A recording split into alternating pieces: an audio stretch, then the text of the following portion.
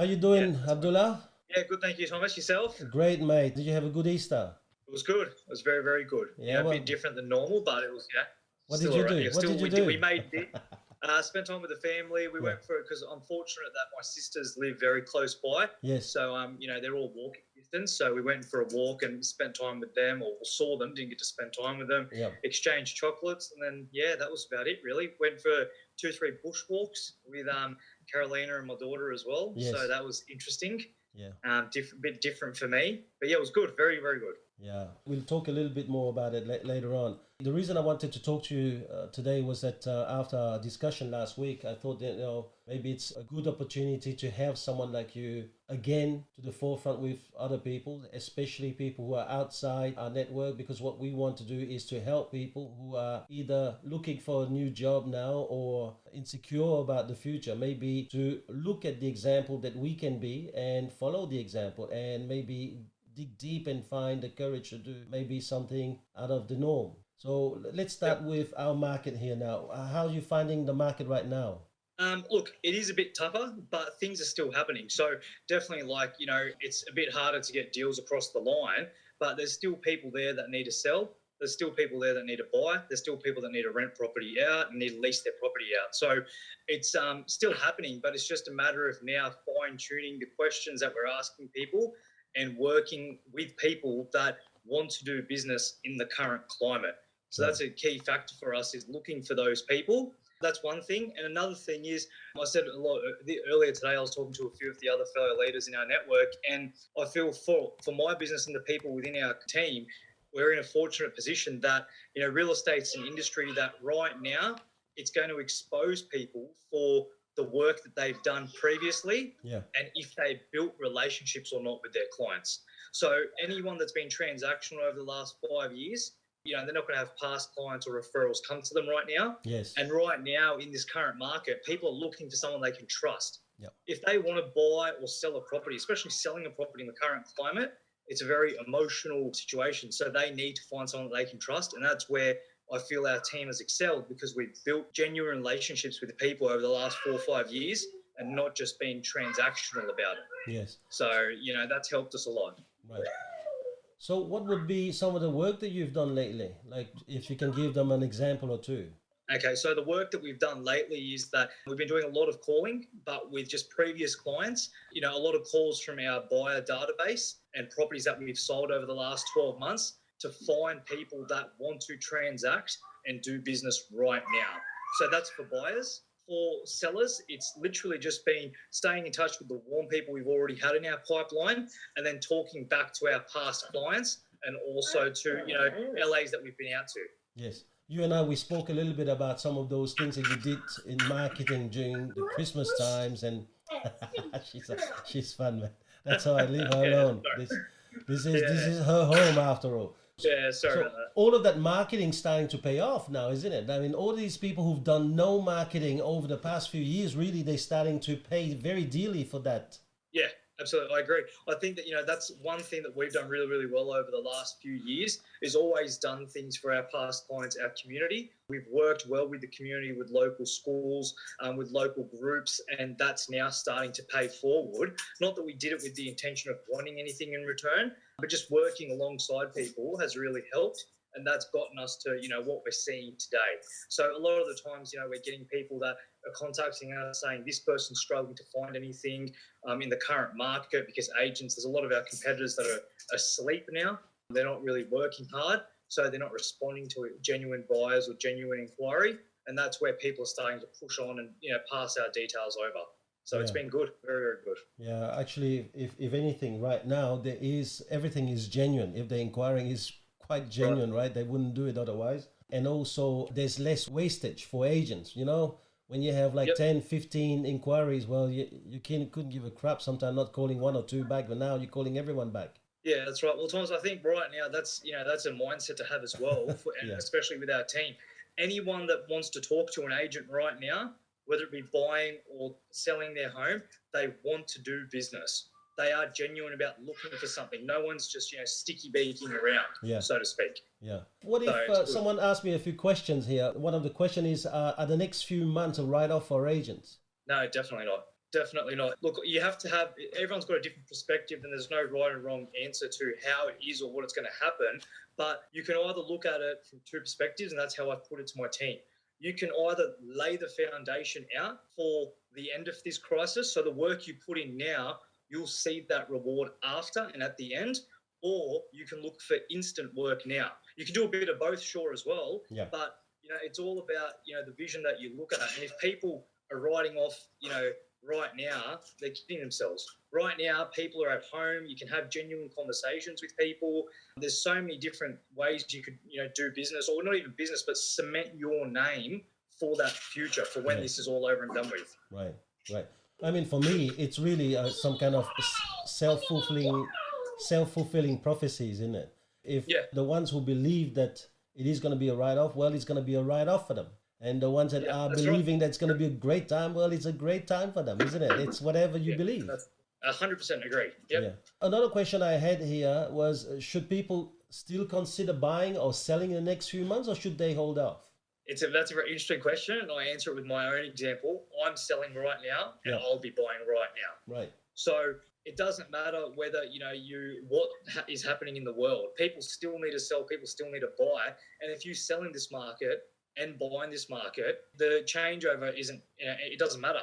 Right now, the people that have got security in their jobs, security in their income, and security in their, they feel a bit secure about their futures, they're going to do deals. And we've seen in our own office with the inquiries and the deals that we're having, there's people out there that are happy to transact. So, I would be recommending the people that are, financially, they're, comfortable, they're financially happy with their net position, keep doing business as normal. Yeah, plus the interest rates being so low. I mean, why not take advantage of that now, isn't it? That's exactly right, Why is it now a great time to sell? Look, it depends on how you look at it, right? And I'm pitching, when I go out to clients that ask me, and a lot of, past clients or referrals that are asking me, why would we want to sell now? Should we be waiting off? The way I look at it is this. My belief is that at the end of this, pandemic or whatever, the recipe is there to have a massive boom. The interest rates are low, everyone's going to be celebrating, everyone's going to be spending money. The government's doing so much to help the economy. So there's going to be a huge boom. You want to be either on the market before that happens, so you can be one of the properties that people jump at and, fight over straight away, or right now be on the market and there's no time wasters. Yeah. So if you get if your expectation is that you might only get one person per month, but they're genuine, qualified, ready to purchase, that's fantastic. And, you want to take advantage of that. So that's how I'm pitching it to the buyers, to the sellers, that either you want to take advantage right now of the no time wasters and be on the market if you don't sell for when that big, boom does come. Yeah. Plus, if the government's spending so much money for the moment to lock us down, they'll have to spend a lot more money to really re-stimulate and restart everything. Therefore, you want to be in a position to be ready, not wait for some kind of doom, because there won't be a doom. Yeah, that's right. There's too many things happening right now from the government's perspective and also from the banking sector to help keep pushing the economy. Yeah. And we've never seen the things that they're doing before. So that should, give people that sense of security and give that people that push that, this is the right thing to be doing. Okay, so now we've been talking for sellers, but then why would this time be a great opportunity for buyers? Well, Thomas, right now for buyers, they've got the variety. There is a bit less people out there that are financially in a position. There is people that are struggling to get loans. So if you've got pre-approval, if you've got time, if you've got the position to buy, you can really take a pick of what's available, and you can take your time to decide. The sense of urgency isn't there as much, which is a key factor as well. So I think right now to be buying is an amazing time. Especially, again, the last thing is interest rates. We know that, I got told the other day the NAB's doing a 2.29% for 5 years fixed. Things like that, that's unheard of. Yeah. So it's an amazing time. Yeah. See, it's not difficult to speak to you and notice straight away, your mindset is very, very different to the norm. So what is it that you do to keep a positive mindset? I don't like to let the media affect me. I watch it so I know what I need to know. But the bottom line is, what's the worst that's going to happen? And you and I have spoken about this before. What's the worst that can happen? If all this was to turn bad, then what? I've still got my health. I've still got my family. I've still got my tongue, which I know I can list and sell. So, what's the worst that's going to happen in the world? Yeah. There's people that are always going to be far worse. And I don't try to compare myself, but, and I do feel sorry for them. But, we're so fortunate where we are and what we can do in this country that what's the point of looking at the negative? If you look at the negative, I heard something the other day, and when you focus on that negative, your brain and your mind just pushes it, and you feel bad, you feel crap inside, you pull yourself down. But if you focus on positive stuff, focus on things that make you happy, you want to push forward and you want to succeed. So it's like when you talk to somebody who is in a great mindset, you talk to them, you feel energized. Yeah. But then you go and talk to someone who's flat and their tonality is crap or down, you leave that conversation feeling down. Yeah. So, I always try to focus on the positive, look at positive stuff, surround and speak to a lot of positive people that are all focused on that, the good in everything. So, yeah. But what if they say, well, I'm just trying to be realistic? Yeah, there's realistic. You can be realistic and look for the crap in everything, or you can be realistic and look for the good in everything as well. So, realistic is, you can focus on, are you healthy? Have you got food on the table? Have you got a roof over your head? Have you got some type of income, whether it be Centrelink or a job? Or be grateful. That's, be grateful and be realistic about that. If you want to be talking about tomorrow, like you and I have spoken about this before, I've got that philosophy is that, tomorrow's never promised anyway. No. I could die today. No one can guarantee that tomorrow's going to be there. So focus on right now what's happening and what you've got rather than what could be the worst of. Yeah. One of the things that I learned from Viktor Frankl, the psychiatrist who wrote Men in Search of Meaning and who actually survived all these Auschwitz and concentration camp during the Second World War. He said one line about people who are trying to be realist never reach the best of themselves.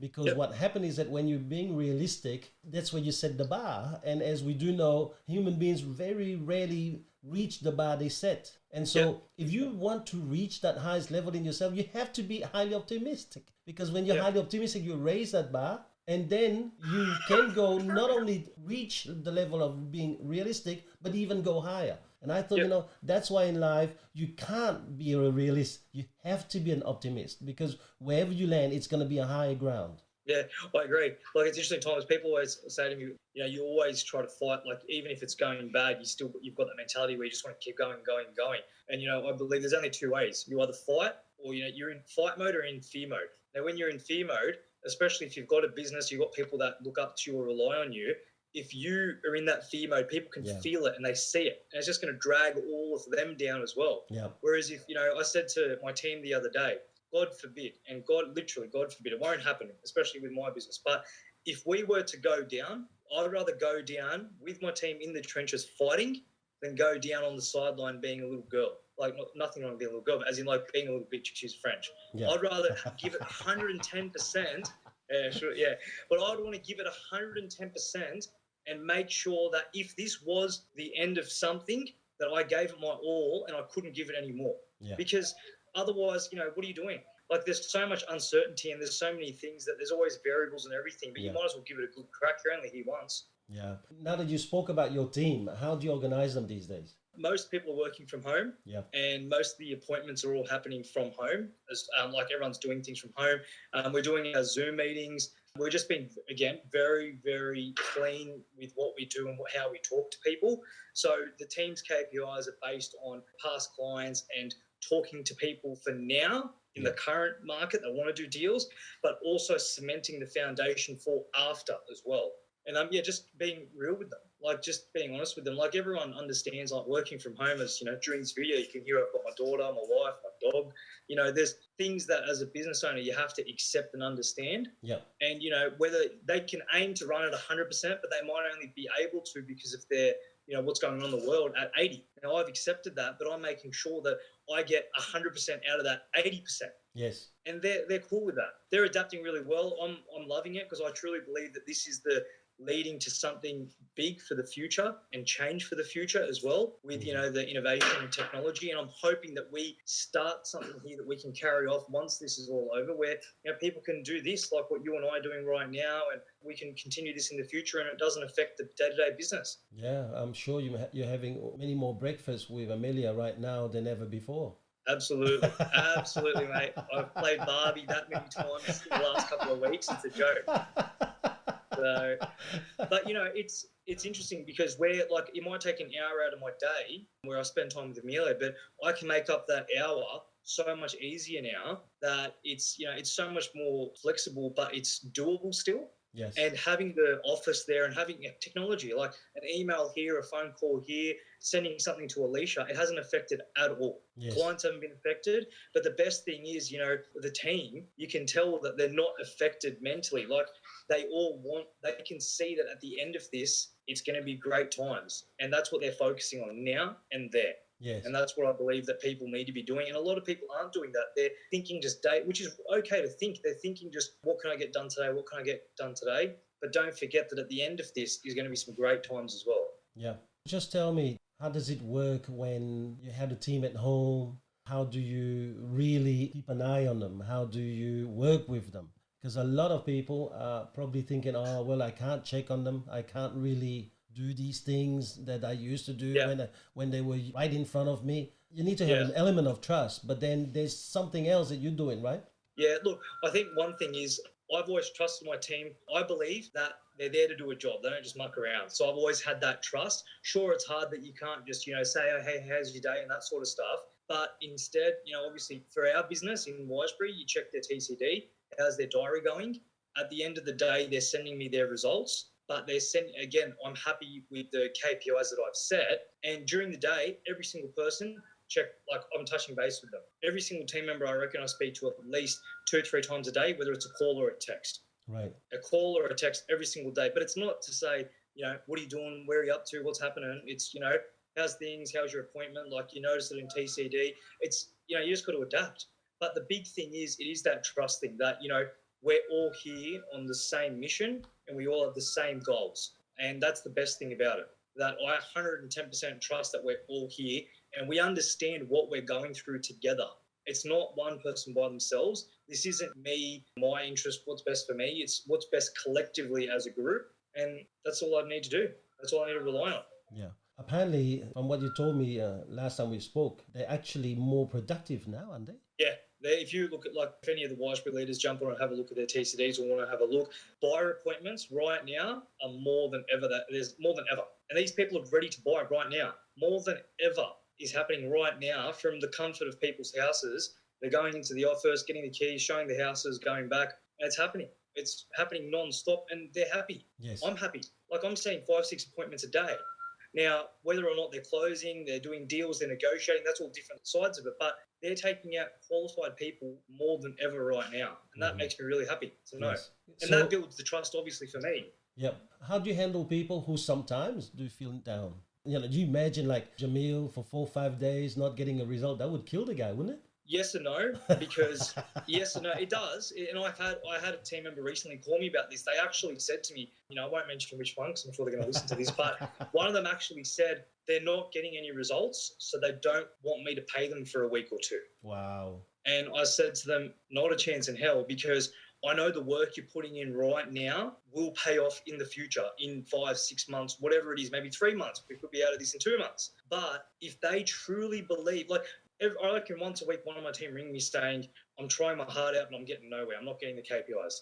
All I need to hear is I'm trying my heart out, couldn't give a shit. Just the fact that they made that call to me to say I'm trying, it shows me they're trying. Yeah. And they're worried. They don't need to be worried. And it happens, they say, we did a sale, we haven't had a sale in 2 weeks, 3 weeks. You have to accept that is going to happen. The sales are still happening, sure. Listings are still happening. Yes, the amount is lower, but the thing is appointments are happening and they're trying their heart out. That's all that matters. A good business owner, a good leader knows when their team members are sleeping and when their team members are working. And if you can't have that genuine conversation with them saying, why, what's wrong? I had one last week with Jamil and, I'll openly say it. And I said to him, mate, obviously there's been a few things with us over the last week or two, some difficult conversations. Are we okay? Have I done anything wrong by you? Just cut the shit and is there something I've done wrong? Is something you've done wrong? And then we had a great conversation. We're all good. Yeah. Everything's fine. Yeah. So they used to go to your place for a meal. Which reminded me, of my past when I had my sales guy coming to my place all the time. Now they can't. So that has to change something.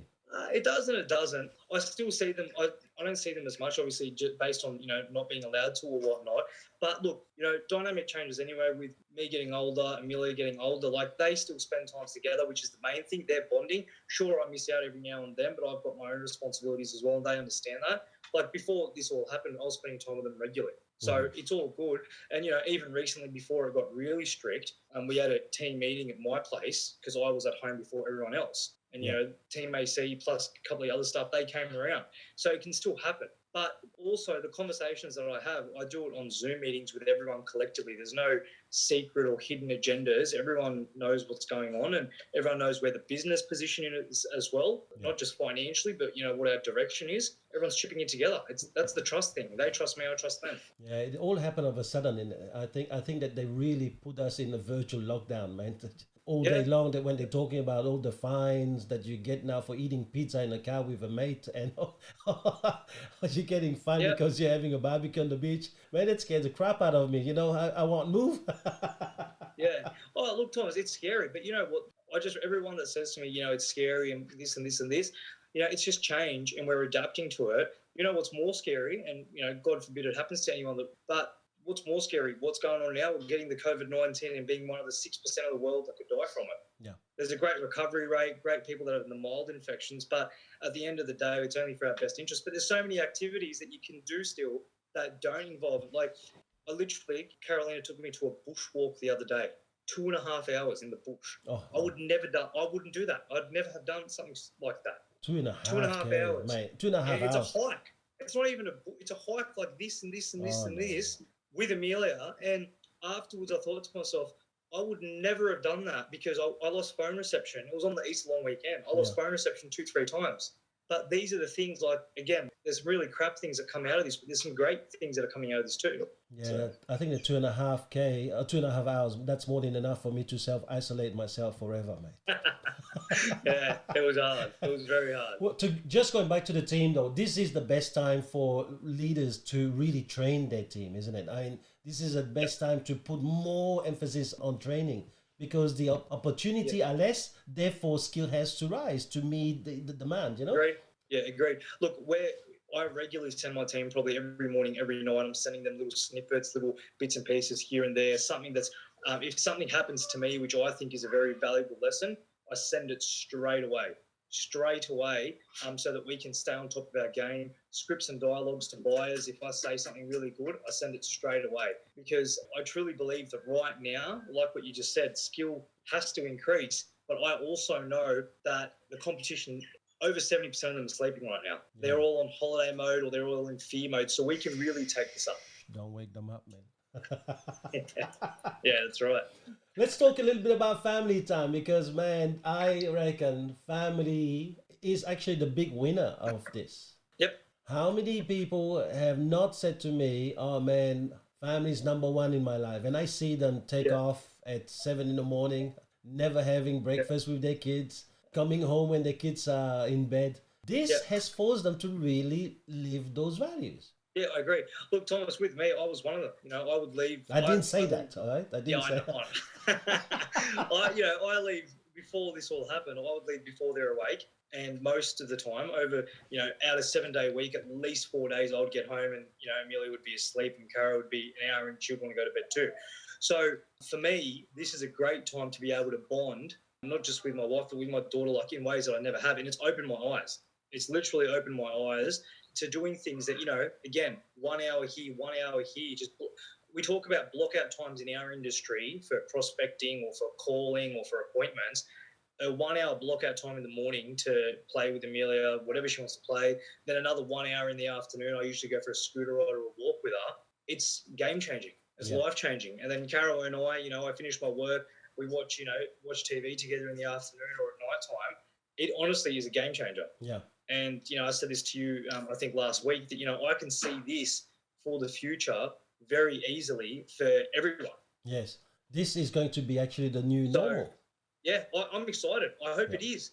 Because, one of the big things if your staff are happy, they enjoy what they're doing. And if you're happy inside, your productivity for work goes up anyway. And that's what I truly believe is going to come from this. Yeah. This here has reset a lot of values. I was watching a movie with the twins the other day, and it was Cool Runnings. I don't know whether you've ever seen it. It's a story of a Jamaican team. They're runners, but they go to Yeah. the Winter Olympics in 1988, and they now a Yep. bobsleigh team. They never seen ice Yeah. or snow in their life, Yeah. and Yeah. they just gone to do this. And the coach was actually telling a lead driver at some stage, a gold medal is a wonderful thing, but if you're not enough without it, you Yep. will never be enough with it. And so I Correct. think that Yep. Yeah. unless we Yeah. really enough right now in this time with our family and reset maybe our values, getting into the next stage with success will never be enough. That's Yeah. why a lot of people to me, I say the same thing about this. Success, fame, material position they are a wonderful thing. But if you're Yeah. not enough without them, you'll never be enough with them. Yeah. So That's right. these kind of times reset that opportunity to be enough. Yeah, that's right. Look, out of this, I think there's going to be a lot of people who are going to take this time and take advantage of it and hold on to it and look at it that this is their time to develop themselves and develop themselves inside so that they can be better outside, but also after all this is over.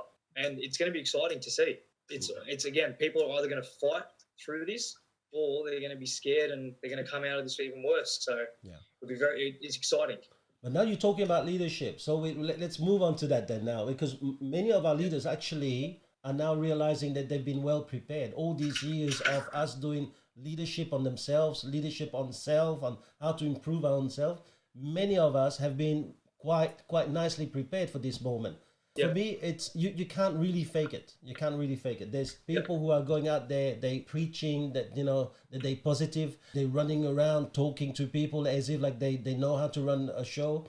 And then when a time like this hits them, they run for cover and they sit down and start talking about doom and gloom. No, this is the opportunity to shine. Yeah, that's right. I think, Thomas, we say it in sales all the time. People can smell or read fake from a mile away, and this right now, this time is going to expose those people. It's those people that need to battle their inside demons first to understand. I know you've spoken about this before, but if you can battle the inside first, then outside you can rally the troops, so to speak, and you can lead together. Yeah, It doesn't. You don't have to excuse the dog, but that's all it's right. not about. Yeah, it's not about just leading by example. It's leading with together and getting through this together. So I think it's a real mental game for leadership right now. But understand that if you can master it, if you can take advantage of what you've learned over the years, it will really work out. Yeah. And so I think this is a time when you as a leader, you do the best you can. Totally focus on your job, right? You're not Yep. getting distracted by any other thing. This is a time when focus has become laser. If it Yep. was 100% before, you now had to find a way to go to 200%, Okay. that Yep. that the 2 or 3 hours that you set when Amelia is having a rest, for example, that you set for work, it is really for work. It's not the time to That's really right. be distracted by something else. It's really that full focus that people have to do. Yeah, that's right. Look, Thomas, I think right now you need to be in the trenches with your people as well. So the KPIs that I've got set for my team, I'm doing them for myself. Maybe they're a bit adjusted from buyers to more past clients, Yeah. but I'm doing that with them as well. And they can see that because whether it be the results or I'm helping them get the results, it's all happening together. Yeah. But with what you're saying about being laser focused, you can only be laser focused if you are focusing on what your goal is and you're excited by it, Yeah. or it's inspiring you to want to do that. The leaders that have got their head in the doom and gloom and they're focusing on that every single day, it's like what we said earlier, when they're thinking of negative, it's just going to bring them down and down and down. But if they've got that laser focus on the end, or, they see the path through this, and yeah, it's uncertain and you have to readjust the path maybe, or the path you're walking maybe weekly or fortnightly from whenever something new gets announced. But if you can do that, then you're not going to be shaken off, your task or off the journey that you're on. Yeah. So how do you think that people work themselves down? I think, again, something I've picked up from you is the fortunate thing I've got is I've got great sounding boards. So in two great business partners, in Andy and in Darren, like if I feel negative, and it happens once every couple of weeks, Yeah. I'll, sometimes even, when it's a personal thing, I'll have to call one of them and vent. You need to get it out. That's something, and one of the managers, Kurt, I speak to him as well a lot. I get the crap out, and I don't have an ego where I think I know everything. Yeah. Like if I don't know something, I'll pick the phone up and I'll ask, or if there's something negative stewing, I'll ring them and say, this is what's going on in my head. Why am I thinking this way? Like what's going on? And I just get it out, look at the solution, accept it. Whether it's right or wrong, you have to first accept it inside of you. And once I've accepted it, then boom, I'm back onto that path. Yeah. But I realize that when I've got that in my head, I ring one of those sounding boards and I get that shit out of my head so that I can get back on that path. Yeah. And so I think that when you're talking about this, feeling grateful for what you have is a first. 100%. You should be grateful to have someone as steady as Andrew, because you're very up when you're down. I'm sure you're very down, where 100%. He is 100% stable, right? And that's a fantastic thing. And now, if you're down too, having a battery like Darren around you, that's an amazing thing, because he just gives you a jolt, He doesn't just accept sitting down with you and moan about things. That's right. Like we often joke, we often say that I'll ring him, and I ring him just for my, weekly dosage of a slap to the face to, get re-straightened up and then keep going. But it's the truth. And, that's where a lot of people, they need whether they're embarrassed or ashamed and all of that, they need to realise that people don't judge them. Everyone wants to see everyone win, especially in our organisation. So just pick up the phone and call. But the best thing I've learned is, especially the poison, get it out and just keep going. And move forward. But what about some of these business owners who actually calls and probably gossip a little bit? They look for someone who's going to feel sorry for them. How do you handle them? What is that going to gain them? By gossiping or by getting empathy, getting that pity, it's not going to gain them anything. It's not going to be any productive for them. And the biggest thing is that, if they're so insecure to want to do those bits and pieces, if they're doing it to a team member, then that's just not on.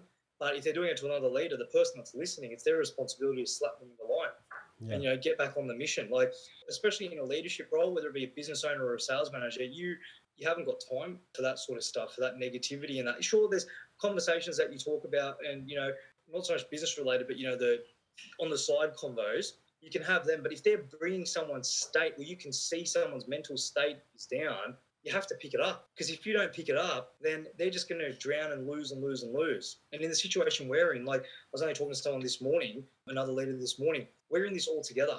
So I text Charlotte saying the same thing. We all have to win to get through this. So if someone is down, we have to get them up, because if we don't get them up, it's only going to, it's everyone else is going to suffer too. So the gossiping or the, trying to get any sympathy from anyone, you know what? The bottom line is, how's your bank account going to look in another month's time?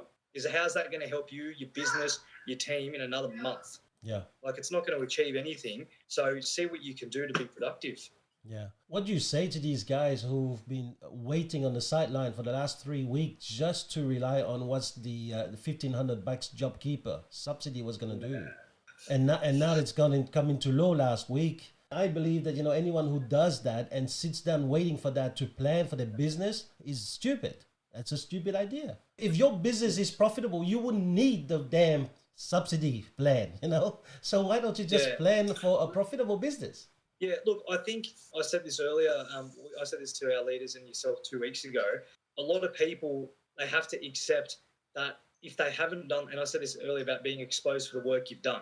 If you haven't, as a business owner and as a leader, in my eyes, if you haven't done the work and you haven't got profit and you aren't in that position, then you accepted the role as a leader and as a business owner. So you have to get your business in that position, which means getting that hand and putting it in that pocket. Now, if that's equity from your home, your savings, whatever, too bad, too sad. But you accepted this position. And, the one thing is, the minute that they start pointing the finger at staff, that's a reflection on leadership. Again, even if your business isn't in that profitable position and, you've started off and all those, and you are looking at the job seekers payment, that should be a bonus for extra time, because you should already have 3-4 months worth of trade up your sleeve. That's one of the things that everyone in any business, not just real estate, any business, you should have a couple of months up your sleeve. And if you haven't, it means you're living above your means. I hear about leaders who actually even complain because their business is still profitable, so they won't be qualifying for that job keeper subsidy. Man, I'm dumbfounded. How can you just sit here hoping that your business is going to go down by 30% so you can qualify for a bit of begging money? And I mean, how do you do that? Look, I won't say I was in that position, but I was in a position where I'm looking at the forecast for the dollars for the quarter over. Now, at the end of the day, we don't need the job seekers to keep going, but, depending on what size your business is, if that gives, the way I look at it is this way, if I get it, that's great. It gives my team the luxury of more months closer to Christmas, if not next year. That's a great luxury to have. But at the same time, the job seekers means that your expectation is that you might not do any sales at all. Yeah. My expectation is that it's a bonus for more months, even when no one's predicted that we could go. So again, if you've got a profitable business, or if you've got a business and you've accepted that you're going to have either a loss or you're going to eat into maybe 1 or 2 months of that trade time, then that's just life. That's literally, as a business owner, that's the life you take. It's any risk, any investment that you invest in, you take a risk. Like people, right now, I know there's people right now that they've got money. I've got friends that have got heaps of money in shares. They've lost a bucket load. And I've got developer clients right now that have put hold on their projects. Mm-hmm. And that's a risk you take in anything. So right now, as a leader, yeah, sure, it'd be great if we all got the job seekers thing, but God forbid, and this is an interesting one that I spoke to Andrew about the other night. We had a plan without even knowing what the job seekers thing was before the government announced it. We had a plan. I'm sure every other business owner had that plan as well. So what's that business plan look like before we even heard of the job seekers payment? What did everyone think? What was everyone's strategy to get through this then? Yeah. Focus on that strategy, and anything extra like this job seekers is just a bonus. It's all just a bonus to get you through this time. Yeah. Well, listen, I think we have to really do 2 things. Really stay away from people who are moaning or leeching on you for the wrong reason, because they are actually nothing else but another set of bad news. There's people who actually leech on you, not only for sympathy, but also because they want to feel important because they have access to you. And in reality, you have to be careful, because sometimes they are not capable of learning your lessons. You have to keep them away, because they only take energy away from you, and you have to be very careful. I know that this here is not going to last. This situation will have an end. But the way that I keep myself very positive is to pretend that this is the new norm. That from here on, this is the new way of doing business. This is the new way of life. Because by doing this, I'm now preparing my entire business life for this worst position. So anything above that is only going to be a bonus. Yeah. Look, it's something that, Darren and I spoke about at the very, very start of this. And I said to Darren, where do we adjust our figures and our sales targets and whatnot? And, across the board, the company figures. And he gave me a percentage to adjust it to. And he said, that's what now your break even needs to look like. And that's exactly what you're saying right now, that you have to adjust it to a new norm. Now, that could be for some people that are blessed and fortunate, you could be adjusting up. I'd love to be adjusting up right now. But if you can adjust that to your new norm, it's business as usual. Whether it be writing it down in paper or you need to do it up here first, you have to adjust it and you have to accept it. Yeah. There's a lot of people who have adjusted it, but they haven't accepted what they're seeing, and that's a problem. Yeah. When you study Viktor Frankl, you realize that the guy was saying things that can really be applied today. He said that when you go through difficult moments in your life, there's 2 things that you can really do in order to overcome that. And he actually used it on Jews in concentration camp that were about to die. One was that he said to them, you need to find a meaning. Find something that is going to be meaningful, not for you.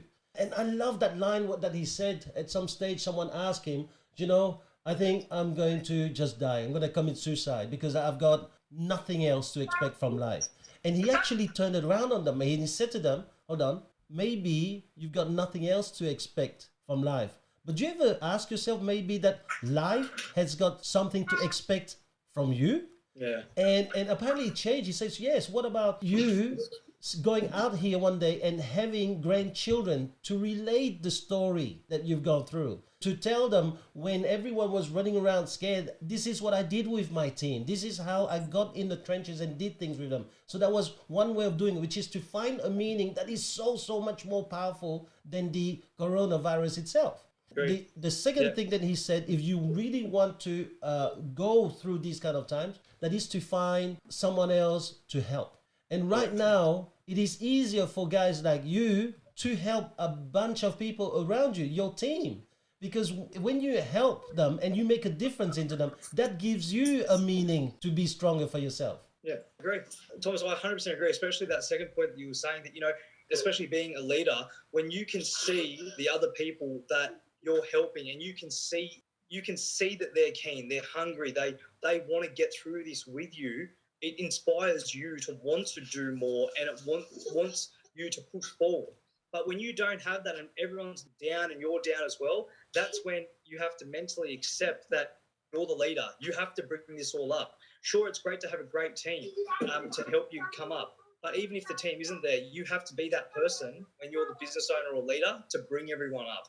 And you have to run forward together. And that's, I 100% agree with that. Yeah. I mean, I don't believe that you have a great team. I believe you foster a great team. So the reason you have the team that you have, it's because of the quality of leadership that you have within you, right? And so, mate, don't think that what you have is God-given. Yes, you did get a God-given talent, talent to lead people. Don't be too humble on that side. I mean, which is the one thing that I really like about you too is I hate doing podcasts and I hate doing these kind of filming because, man, I am as anti-hero as they come. Whenever things go well in people's life, I'm always out. You'll never see me trying to advertise my name and do this and do that, right? Yeah. In the end, you sit there and you go, the quality of the actions that someone does behind the scene, that is inspiring. And man, I am inspired by you, mate. We're very, very fortunate right now that we have the time to spend with our children. Yeah. All right. And I can see I have now gone over your time because Amelia is now saying that's my daddy's time now. That's all right. So listen, man, we'll catch up again, all right? Yep. Because on my side, it's now, what is it now? It's 1:30 now? Yeah, 1:20. Yep. Because my twins are setting a picnic for me. So, man, I have to go to that picnic too. Good talking to you and stay positive. Thanks, Thomas. Appreciate it. Talk to you soon, Cheers. big man.